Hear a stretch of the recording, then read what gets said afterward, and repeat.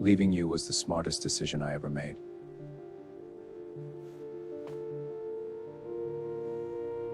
Two years after our divorce, my ex-husband looked me straight in the eyes at a charity gala and told me leaving me had been the smartest decision of his life. He said it quietly, almost kindly, as though humiliating me would somehow hurt less if nobody else heard. I didn't argue. I didn't remind him of the nights I'd waited awake for him, or the way his mother had slowly convinced him I would never belong beside a man like him. I simply lifted my hand to move my hair away from my shoulder, and the chandelier caught the diamond on my finger. Jae-won's expression changed so quickly I almost missed it.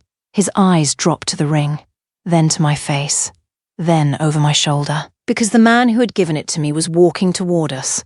Desmond stopped beside me and rested one hand lightly against my back. Jae-won stared at that hand longer than he stared at the diamond, and suddenly the Korean Mafia boss who could make an entire room lower its voice just by entering it didn't seem nearly as certain that leaving me had been smart. He looked like a man who had just realized someone else had walked through a door he'd assumed would remain open forever. If you've ever watched someone become interested in your value only after somebody else recognized it, subscribe. Because this story isn't about getting an ex back. It's about what happens when he realizes too late that you were never waiting for him. The Whitlock Foundation Gala was being held inside the old Ansley Hotel in Atlanta, a marble and crystal building I'd once known better from the service entrance than the front doors.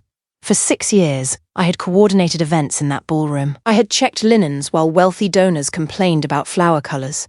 I'd chased caterers through kitchens in heels. I'd fixed seating charts 5 minutes before governors, CEOs, and politicians walked into the room. Back then, I was always the woman making sure everyone important looked important. That night, for the first time, I had arrived as a guest. My company had designed the entire event. My name appeared discreetly beneath the Whitlock Foundation logo on every program. And somewhere between the champagne wall and the string quartet, I realized something almost funny. The ballroom that once made me feel small now depended on me. My business partner, Talise, had been the one who insisted I attend. "You built half your reputation in that building," she'd told me. "You're not staying home because Moon might be there." Moon. She never called Jae-won by his first name. Most people didn't, not unless they knew him personally. The Moon family owned commercial real estate, logistics companies, private security firms, clubs, hotels, and enough development property across 3 states that newspapers called them a business dynasty. Atlanta used a different word when cameras weren't around: Mafia. The Moons never confirmed it. They never needed to. People noticed the black SUVs. The men with earpieces who entered restaurants before Jae-won did. The private rooms that suddenly became unavailable when members of his family arrived. The city councilman who returned phone calls at midnight. The contractors who stopped arguing after one conversation. Jae-won never raised his voice. That was part of what made him frightening. He didn't have to. Even during our marriage, I had never known exactly where the respectable Moon empire ended and the other one began. And for a long time, I told myself I didn't need to know. Desmond squeezed my hand in the car before we went inside. "You don't owe anybody a performance tonight," he said. He was straightening his cufflinks using the reflection in the passenger window. "You don't have to prove you're happy.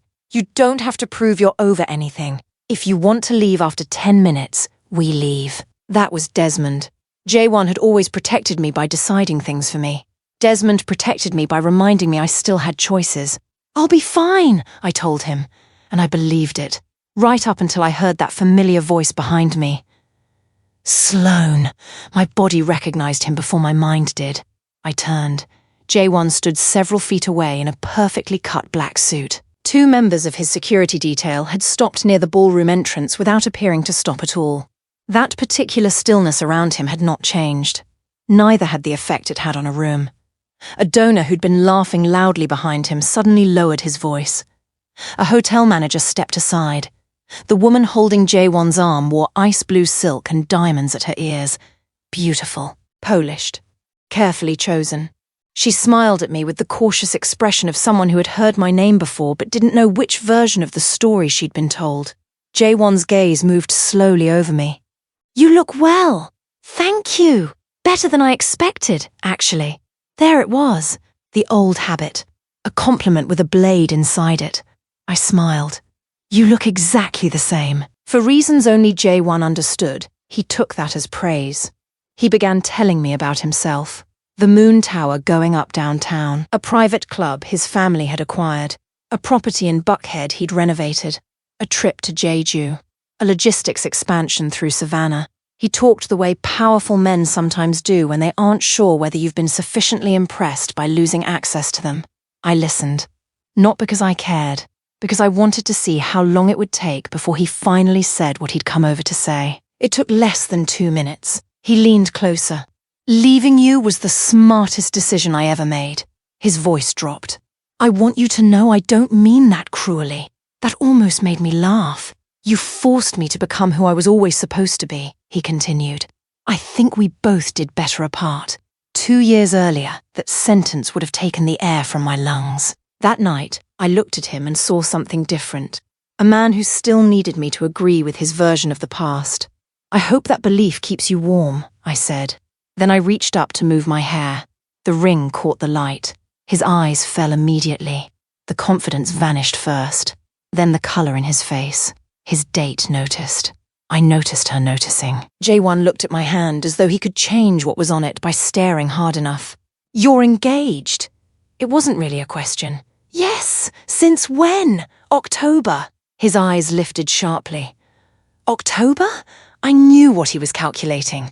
How long we'd been divorced. How long I'd known Desmond. How long it had taken someone else to become certain about me.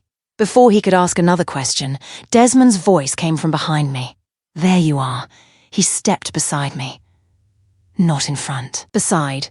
He rested a hand lightly near my waist and looked at Jae-won with the calm confidence of a man who didn't know he was supposed to be intimidated.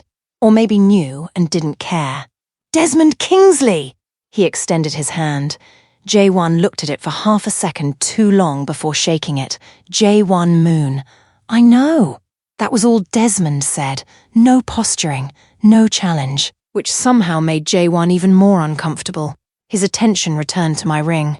How long? Jae-won! I'm asking a question. And I'm deciding whether to answer. His jaw tightened. That tiny movement used to terrify me. Now it only reminded me how much power I'd once handed him. 14 months, I said. We've been together 14 months. The woman beside him shifted. Jae-won barely noticed. 14 months? Yes! And you're marrying him. Desmond looked at me before answering, almost as if the question belonged to me first. I smiled. Yes! Jae-won stared at the ring again, and that should have been the end of it. Instead, it became the beginning. Because what Jae-won didn't understand was that the diamond wasn't what had changed me. The 2 years before it had. I met Jae-won when I was 29 and still working for one of Atlanta's larger event firms. He found me near a hotel kitchen reviewing a seating chart while everyone else in the ballroom was trying to get close enough to be photographed with him. He asked which centerpiece I'd have chosen if the budget hadn't mattered. The orchids? Why? Everybody with money chooses roses when they want to look expensive. His mouth curved. And orchids? They don't need to prove anything. He looked at me for several seconds. You don't either. That was Jae-won in the beginning. Specific. Attentive. Overwhelming without appearing to try. He remembered the champagne I actually liked. He sent lunch to my office on days I forgot to eat. If my event ran until midnight, one of his cars would quietly appear outside afterward. At first, I thought he was simply thoughtful. Later, I understood that control and care can look remarkably similar when you're still falling in love. But he wasn't controlling all the time. That's what makes memories complicated. There were parts of him that were genuinely good. My mother once needed a ride to a cardiology follow-up at Grady Hospital when my car was being repaired. Jae-won cancelled half an afternoon of meetings and drove her himself. No driver. No security inside the waiting room. Just Jae-won in a suit that cost more than my first car, sitting beside my mother while she questioned him for almost 2 hours. What exactly does your family do? She asked. He smiled. Depends which family member you ask. That's not an answer. No, ma'am. She liked him after that. So did I. Maybe more than I should have. 11 months after we met, we married. His family called the wedding intimate. My mother called it the fanciest thing she'd ever seen. For about a year, we were happy. Actually happy. We renovated a townhouse in Inman Park. We argued over paint colors at the hardware store. We ordered Thai food on Sundays. Jae-won would sometimes come home after midnight, loosen his tie, drop onto the couch beside me, and put his head in my lap without saying a word. On those nights, he wasn't the moon heir. He wasn't the man whose security waited outside. He was just my husband. And I loved that man enough that when the other version began taking over, I kept waiting for mine to come back. It happened slowly. His meetings got longer. His mother started visiting more often. Madam Hee-jin Moon had always been polite to me, but eventually her politeness changed. It became instructional. How a moon wife should dress. How a moon wife should address older business associates. Which charities mattered. Which friendships were inappropriate. Which parts of my old life looked undignified beside their family name. One evening, she looked around my kitchen and said, "You still live very much like someone who expects everything to disappear." I remember Jae-won standing 3 feet away. He heard her. He said nothing. That silence hurt more than the insult. At dinners, it was worse. Once, a man who worked closely with the Moon organization asked where I'd gone to college. I explained that I hadn't. I'd started in events as an intern and worked my way up. He laughed. So Jae-won really did go in a different direction. Several men around the table smiled. I waited for my husband to say something. Anything. Jae-won refilled his glass. Then he changed the subject to a development deal. That was the first night I understood something I would spend years trying not to understand. My husband would allow a room to diminish me if defending me threatened the arrangement of that room. By then, I'd also begun noticing the things people didn't discuss. Calls that stopped when I entered. Men I'd never met arriving at the house after midnight. Jae-won's security detail changing without explanation. A private elevator in one Moon property that didn't appear on the building directory. Once, I walked into Jae-won's study and found 3 men standing around his desk. One owned a construction company. One ran security for several Moon properties. The third I'd seen on the news being described as an alleged associate of organized crime. Nobody looked surprised to see me. Jae-won did. He stood immediately and closed the folder in front of him. "Give us a minute." The men left. I stared at him. What exactly did I interrupt? Business. What kind? The kind you don't need to worry about. I am your wife. Exactly. He walked over and touched my face. I keep you away from certain things because you're my wife. At the time, part of me heard protection. Now I hear the rest of the sentence. I was his wife, not his equal. The final fracture came through his mother. I overheard Jae-won speaking to her one night. She was talking about Yuri Baek, the daughter of a powerful Korean family whose interests overlapped with the Moons in Seoul and Busan. Right education, right connections, right surname. A marriage between them would apparently solve several problems that had nothing to do with love. Jae-won never said yes, but he didn't say no. He said, "I understand. That was enough." The next morning, I confronted him over coffee. "Is your family trying to replace me?" His expression barely moved. "Sloane, don't use my name like I'm being unreasonable. Answer me. My mother talks about many things. Are you considering leaving me because marrying someone else would be better for business?" He set down his coffee, very carefully. "You knew who I was when you married me. I knew who you told me you were." His eyes hardened. "My family has responsibilities, and I'm what? An inconvenience?" "I didn't say that. You didn't have to." He stood. Then he said the sentence that ended our marriage long before the lawyers did. "You were never going to survive in my world forever." I stared at him. He continued. "I think some part of both of us knew that." "No, you knew it, apparently." "Sloane, and you married me anyway." His voice softened. That almost made it worse. "I'm trying to be honest." "No! You're trying to make cowardice sound mature." Something flashed in his face. "I have spent 3 years protecting you from things you don't understand. I never asked you to protect me by making me smaller. You think this is about being small? I think your mother looked at me and saw someone beneath your family, and eventually you started borrowing her eyes." He said nothing. And there it was again.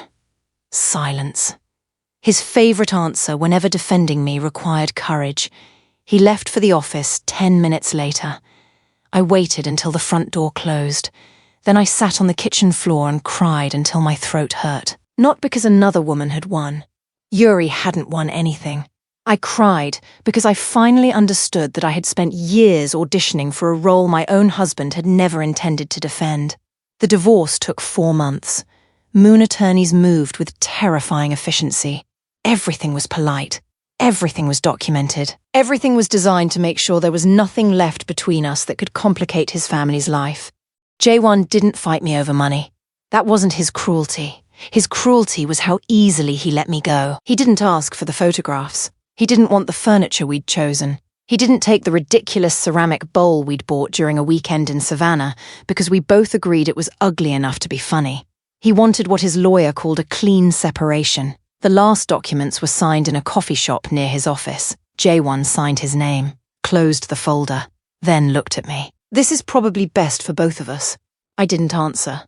"I think you'll thank me eventually." I picked up my copy and walked out. That afternoon, somewhere around Peachtree Street, I stopped being Mrs. Moon. The difficult part was discovering I didn't immediately know who Sloane Whitfield was either. The first year after the divorce was ugly. Not cinematic ugly, real ugly. Unpaid invoices, frozen laptop screens, cereal at 9 at night because every dollar mattered. I left the events firm where I'd worked for 6 years and rented a tiny office above a dry cleaner on Edgewood Avenue. Tallies came with me. I had 2 clients, 1 folding desk, a second-hand printer that sounded like it was dying every time it started, and enough pride to pretend none of it scared me. Some nights, it terrified me. There was one night Talise found me sitting on the office floor surrounded by invoices. She brought sandwiches and sat beside me. "I think I made a mistake," I whispered. "Starting the company?" "Leaving all of it." She stared at me. "You didn't lose a life, Sloane." She handed me a sandwich. "You lost a lie with good lighting." I laughed despite myself. "That's rude." "It's also true." Then she bumped her shoulder against mine. "Eat." So I did. And the next morning, I came back. That's the part people skip when they tell stories about rebuilding. Most days, transformation doesn't feel powerful. It feels repetitive. Answer the email. Make the call. Send the proposal. Try again tomorrow. 8 months after my divorce, I met Desmond Kingsley. My company had been hired to stage a non-profit ribbon cutting inside a renovated 4th Ward building. Desmond was the general contractor. The first thing he ever did was tell me I was wrong. "That table can't go there." I looked up from my layout. "I've planned 40 events in rooms smaller than this. I believe you." "Then why are we arguing?" "Because those doors swing outward," he pointed. "If you put the table there, your guests are going to meet it personally." I measured. He was right. I hated that. He smiled. I moved the table. For the next few weeks, we kept seeing each other. At first by accident, then by coincidence, then because one of us started finding reasons. He remembered my coffee order. He texted before calling. If he was going to be 10 minutes late, he told me before the 10 minutes happened. It sounds ordinary. After Jae-won, ordinary felt luxurious. One afternoon, my car died behind the renovation site. I called roadside assistance. 20 minutes later, Desmond's truck pulled into the lot. I frowned. "I didn't call you." "I know. Then why are you here?" "Talise mentioned your car." "Talise talks too much." "That appears to be true." He looked under the hood. The battery was dead. Before I knew it, he'd arranged for a replacement. And I snapped. "You can't just fix everything." He stopped. I heard how sharp my voice sounded. "You don't get to decide I need rescuing." Desmond closed the hood slowly, then nodded. "You're right. That wasn't what I expected. I should have asked." I folded my arms. He looked at me. "I wasn't trying to fix you, Sloane. I was trying to make a bad day less annoying." Then he smiled faintly. "But I'll ask next time." There was no wounded ego, no punishment, no silence designed to make me apologize for having a boundary. That night, I realized I'd been fighting with someone who wasn't actually in the parking lot. Jae-won had taught me that help usually came with ownership attached. Desmond was showing me it didn't have to, so I did something I should have done much earlier.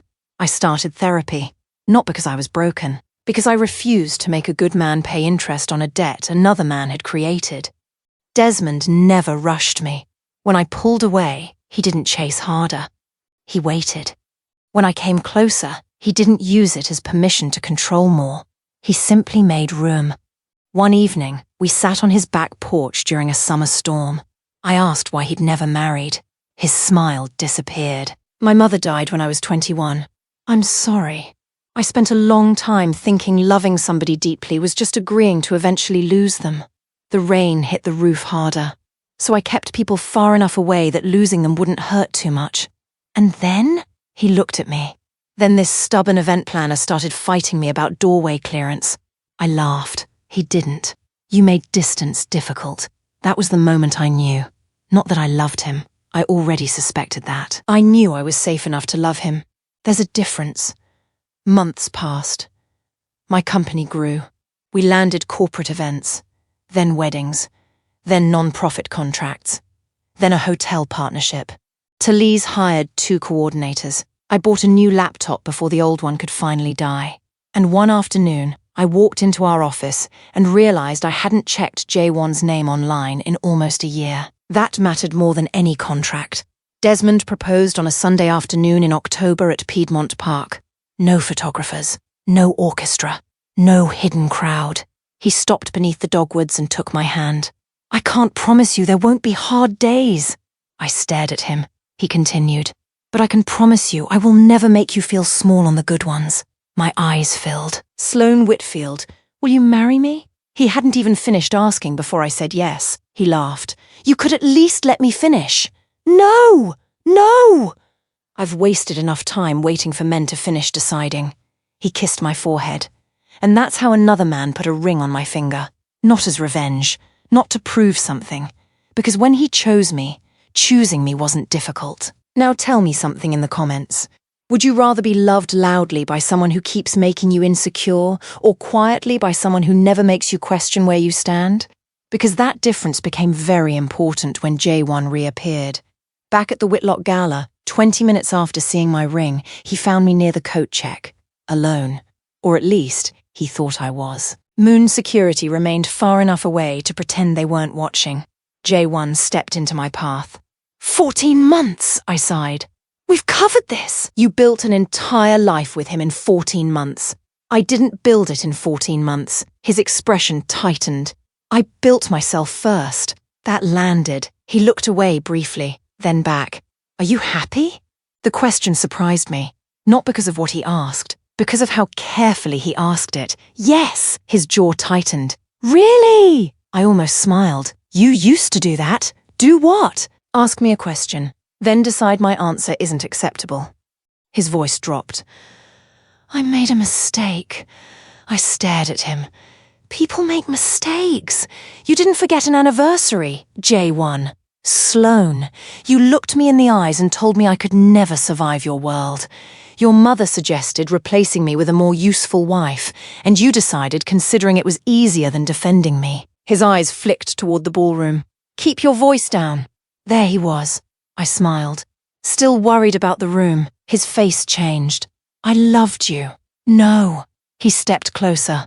I did. You wanted me. That's the same thing? Not even close. For once, Jae-won had no answer.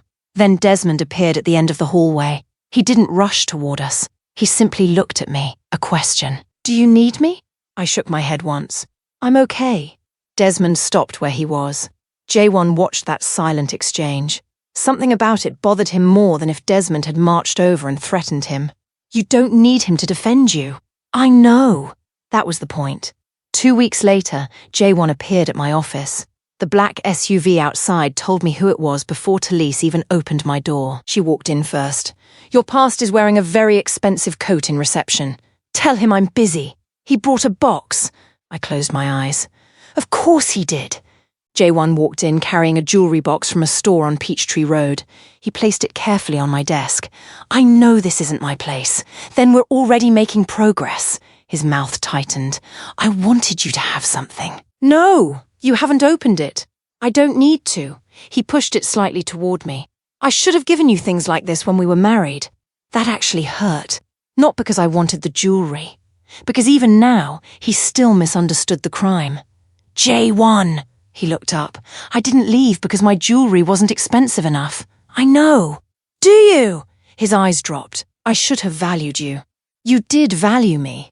He looked confused. You valued me exactly the way your family taught you to value things, according to usefulness, according to whether they fit. I pushed the box back. The problem wasn't that you didn't know my value. The problem was you thought you had the right to calculate it. He stared at me. For several seconds, neither of us spoke. Then he picked up the box.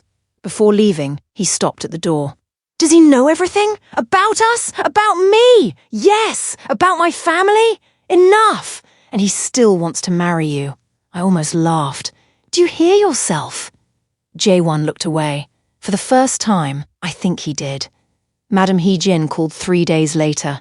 She invited me to tea at a hotel downtown. I nearly declined. Curiosity won. When I arrived, she was sitting as straight as ever. No matter what happened around that woman, her posture never surrendered. You've done well. I sat across from her. People keep saying that like they expected me to disappear. Her mouth moved slightly, almost a smile. Perhaps some of us did. At least she was honest. She poured tea. My son hasn't been himself. I'm not the person to discuss that with. I know. That surprised me. She set the pot down. I pushed him toward Yuri. I said nothing. For the business. For the family's relationships in Korea. I assumed.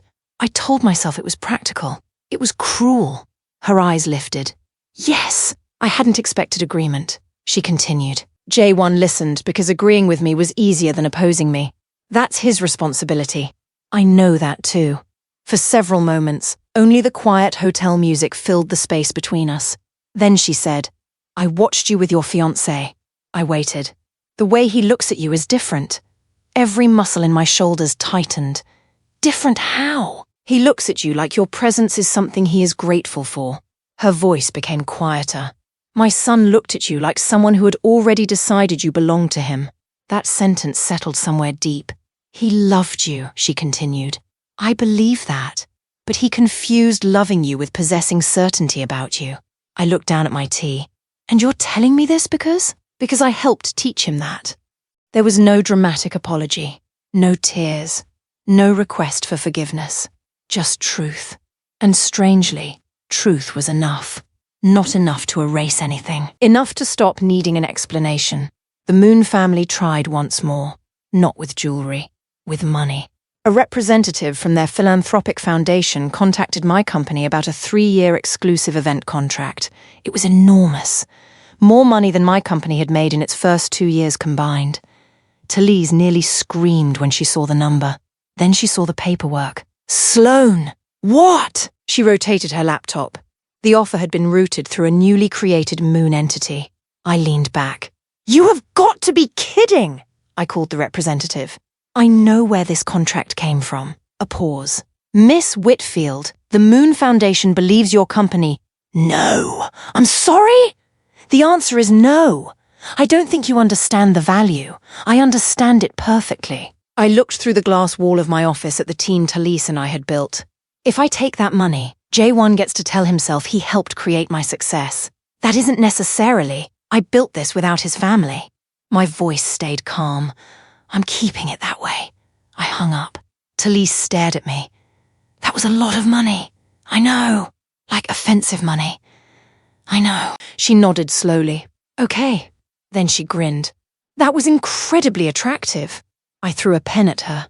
3 weeks before my wedding, Jae-won made his last attempt. Our rehearsal dinner was being held in a small event space near Krog Street. String lights, long wooden tables, wildflowers, nothing like the marble ballroom where I'd married him. That was intentional. I no longer wanted rooms designed to impress people I didn't know. I wanted my mother laughing too loudly near the dessert table, Tali stealing food before dinner officially started. Desmond pretending he wasn't nervous. I was carrying place cards when the room changed. You could feel it before you saw him. Desmond looked toward the entrance. So did I. Jae-won stood there in a dark suit. Alone. No security inside. No black SUV visible through the doors. No mother. No assistant. No date. For the first time since I'd known him, he had entered a room without bringing the Moon name in ahead of him. Desmond approached him. This is private! Jae-won nodded.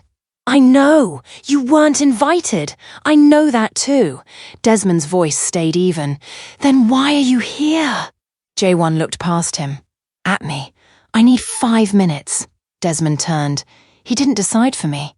He waited. I walked over. 5. Jae-won swallowed. There was something strange about seeing him uncertain. This was a man who negotiated with people twice his age without blinking. A man who could make hotel managers clear elevators. A man whose family's name carried enough weight to change the temperature of a room. And he suddenly seemed to have no idea what to do with his hands. You told me I never chose you. I said nothing. I've thought about that every day. Behind me, the rehearsal dinner continued quietly. I chose the business! His voice was low. My mother. He glanced down. The family. Then back at me. The version of my life that required the least resistance. My throat tightened. Not from love. From recognition. I convinced myself that made me disciplined. He laughed once, without humor. Smart. There was that word. I thought choosing what was expected made me strong. And now? His eyes met mine. Now I think it made me afraid. I didn't expect that. Neither, apparently, did he. He took a breath. I loved you. I started to speak. No! Let me finish! So I did. I loved you badly. His voice cracked almost invisibly. I loved you in a way that required you to fit around everything I wasn't willing to lose. The room behind us blurred. My mother's approval. My position. The organization. The future they'd already written. He looked toward Desmond. Then back at me. And when loving you required me to choose, I chose everything except you. For 2 years, some small wounded part of me had wanted him to understand exactly that. Now that he did, it didn't feel victorious. It felt finished. I'm not asking you to come back. Good. A faint smile touched his mouth. I knew you'd say that. Then you've finally learned something. His expression softened. I needed you to know I understand the difference now. Between what? A smart decision and an easy one. Silence. You told me leaving me was the smartest decision you ever made, I said. I remember. Look around. He did. My mother was laughing with Tallis. Desmond stood several feet away, giving me space while still watching. My employees were hanging the last string lights. The room wasn't expensive. It wasn't impressive by moon standards. It was mine. I built all of this after you left. Jae-won's eyes returned to me. So maybe we can finally agree on something. What? Leaving me wasn't smart. His jaw tightened. It was convenient. I stepped closer, and the smartest decision either of us made was me refusing to stay where I had to keep proving I deserved to be chosen. He closed his eyes briefly, then nodded. Congratulations, Sloane. This time there was no bitterness in it, no challenge, no calculation. I mean it. Thank you. Jae-won looked at Desmond, then at my ring, and for the first time, he didn't stare at the diamond like it was something stolen from him. He simply turned and walked out. 2 years earlier, I would have watched him until the door closed. That night, I didn't. Desmond came over. You okay? Yeah, you want to talk? Later. You want cake? I looked at him. Immediately, he smiled. That I can handle. 3 weeks later, I married Desmond on a warm Saturday morning in a small chapel off Ponce de Leon. My mother cried before we even left the house. Tallis cried harder. Desmond cried first. I had barely reached the aisle before his face folded. I laughed so hard I almost ruined my makeup. My mother walked beside me halfway. Then she stopped. I looked at her. What are you doing? She kissed my cheek. You already know how to walk towards something good by yourself. My eyes filled. Go let that man watch you do it. So I walked the rest of the aisle alone. Not because nobody was giving me away. Because nobody owned me enough to give. Desmond waited at the end. No moon security. No business alliances hidden in the guest list. No seating chart designed around power. Just family. Friends. Wildflowers. Good food. A man who looked at me like loving me wasn't a decision he had to defend. Our life now would probably bore Jae-won's old world. Saturday mornings at the farmer's market. Sunday dinner with my mother. Arguments over who forgot to buy dog food. A scruffy rescue named Biscuit, who somehow takes up 3/4 of our bed. Desmond leaving his coffee cup in places that make no logical sense. Me pretending that irritates me more than it does. There are no private elevators, no black SUVs waiting outside restaurants. Nobody lowers their voice when my husband enters a room. And I have never felt safer.